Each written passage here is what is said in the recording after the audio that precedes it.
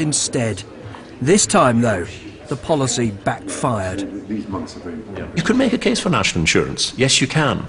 But it was inevitably, it was going to be portrayed as a tax on jobs. And, you know, surprise, surprise, that's exactly what happened the first week of the election campaign in 2010. How frustrating was this argument?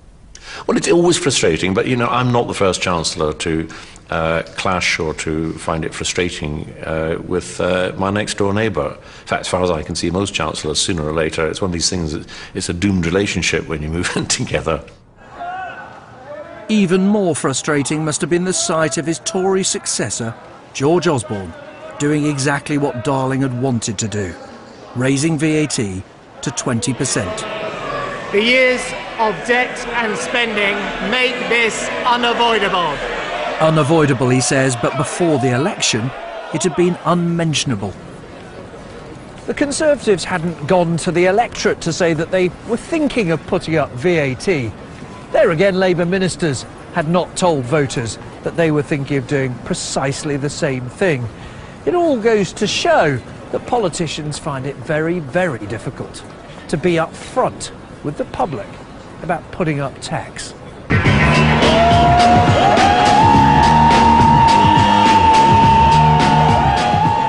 For government after government, raising enough tax to cover their spending has been a political nightmare. But people who take to the streets have no such worries. Their answer is to get more tax from those who are avoiding it, especially the banks and big business. At the end of the day, the people who caused the crisis are getting away without paying for it. And the people that I see in my community living in the shadow of these banks, we're suffering, we're having our services cut. We've really got to challenge this idea that businesses somehow are constrained by paying tax. The idea that they should get away from their tax means other people have to pay that tax for them. A growing number believe that bankers and those they see as greedy businessmen are getting away with avoiding what they really owe.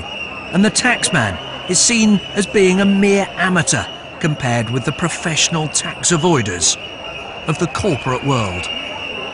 Big companies have one advantage over all the rest of us. They can make their affairs really, really complicated. And because they can, they become really difficult to understand. And that means the job of collecting tax from them is quite hard because no one quite knows the truth. And as a consequence, they pay less tax than you do, I do, and most people watching this programme will pay. Cowardly politicians have put us into this situation, and we now need some courageous ones to get us out of it. Of both parties? Of both parties. Of all parties.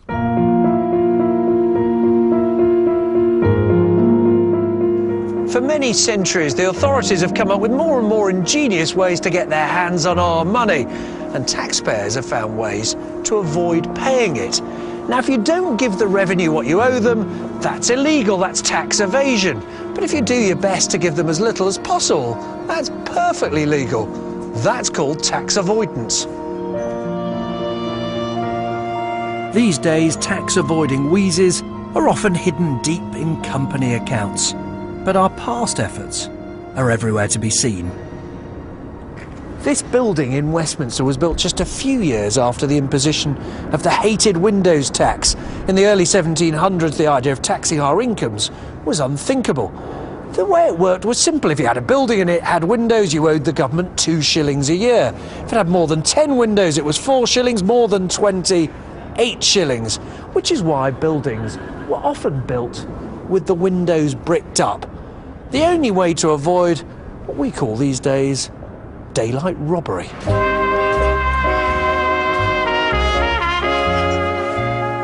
Down Coronation Street, avoiding tax is what you do when you pay the plumber in cash.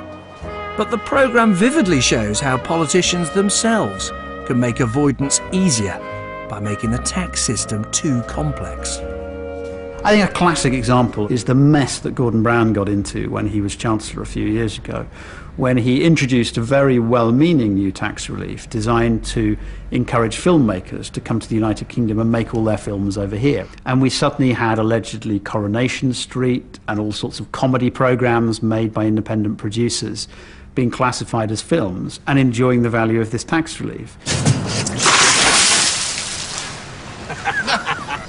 Somebody tell me what the hell's going on! And by the time the Treasury had figured out what was going on, a tax relief that was supposed to be costing the Exchequer 20 or 30 million pounds a year was beginning to cost 200, 300, 400 million pounds. So a massive, massive loss to the taxpayer.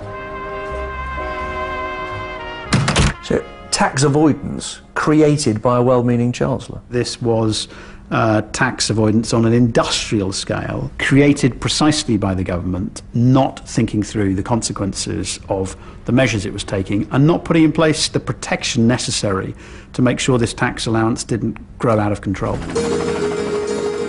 Both businesses and individuals exploit the complexity of our tax system. Billionaire John Caldwell was branded a tax avoider a few years back. He was paying himself and his executives via a tax-free trust in Jersey and had to refund the Exchequer millions of pounds. Those words, tax avoider, how do you feel when you hear them? Well, avoidance still doesn't sound great, does it? But all it really means is somebody legally minimising their tax liability.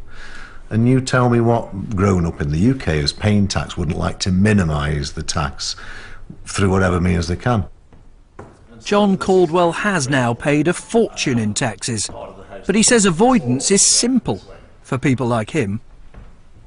You know, there's so many of my friends that have done tax planning by leaving the country, and the country's so much the poorer for it. Some people say that taxes are, for the very rich, effectively voluntary. I think taxes are totally voluntary for the very rich. You know, we all have the freedom of choice to leave the country, to go to a tax-free state and end up selling your business or generating income and doing it in a virtually tax-free environment.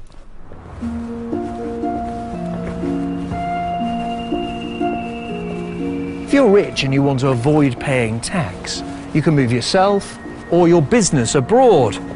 There is one thing, of course, that is very hard to move abroad: your house.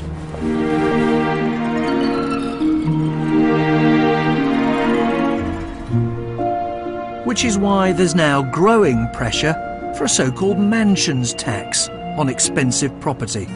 Here in London's Mayfair, there should be scope for quite a haul for the Chancellor. Even a rather modest-looking place down this street has been on the market for £20 million. That's right, 20 million. Here we go, Nick. We've arrived. Looks very different inside from out. It does. Estate agent Liam Bailey gave me a tour. Open plan, ready to move into. In this market, really, the buyers for this type of property, what they're looking for is a property which is absolutely finished before they move in. So almost like having a hotel room, you sort of come in and you can use it. Exactly right. Some say that a tax on expensive property offers a way of getting the very rich to stump up more. And there's another argument too. It turns out that the people who can afford places like this can pay a lot less tax on their purchases than most ordinary mortals. If I was buying this, stamp duty would be a bit of a worry if I even had the money. Well, it'd be 5%, so you'd be paying £1 million in stamp duty. And can I avoid that? You could buy potentially through an offshore company structure, and effectively you'd be paying 0.5%. So I'm saving £900,000. Rich foreign buyers can also escape having to pay capital gains tax when they sell up. And council tax isn't much of a worry either. Well, this would be banded, band H, the top band, so you'd be paying the maximum council tax in the area. Which is the same for this 20 million or more house as it is for some £500,000 flat down the road. Could be. For politicians who see pitfalls in other taxes, raising money from expensive property may sound a surefire winner. But hold on, have you forgotten the fuss created by other property taxes, like the rates? Would a property tax be an easy and politically pain-free way of raising a large sum of money? There is an economic rationale for a property tax, beyond doubt. In my view, it would be political suicide for anybody to do it. The British are attached to housing. They see housing as a source of wealth. Of course, a lot of it is inflation and is due to the scarcity of housing. It's not productive wealth in that sense. But I think a property tax would be political madness. I think that wealth and land taxes tend to be ones that are very popular with economists, and they tend to be less popular with politicians. And that's because people often don't like the idea of being taxed on things that they have already purchased out of income which has been taxed. And of course, people don't like new taxes in general. The tighter the squeeze gets on us all, the more pressure government will be under to raise taxes on the sorts of people who can afford houses like this. And if they say, look, we're ready to move abroad, there'll be plenty of people who say either good riddance or it's just an idle threat. But the dilemma that politicians will face is the same as we've seen before. If you want to really raise money on the rich, you'll end up hitting people who regard themselves as not rich at all, which of course takes us back precisely to where we started. In this series, we've seen how politicians, urged on by us, have been spending more and more and more for decades. Now that the economic clouds have become darker, the sums no longer add up. We voters have begrudged giving politicians the extra tax needed to pay for it all. Do you resent sometimes your taxes going from you to someone else? I've resented it all my life, yeah. The rich don't want to pay more. So many of my friends and acquaintances have done tax planning by leaving the country. And the rest of us seem to think we pay quite enough already. I have to try quite hard to make ends meet. And when politicians try other wheezes to raise tax, they get into trouble. It's as clear as mud, isn't it? It really, really is. They say they simply can't win.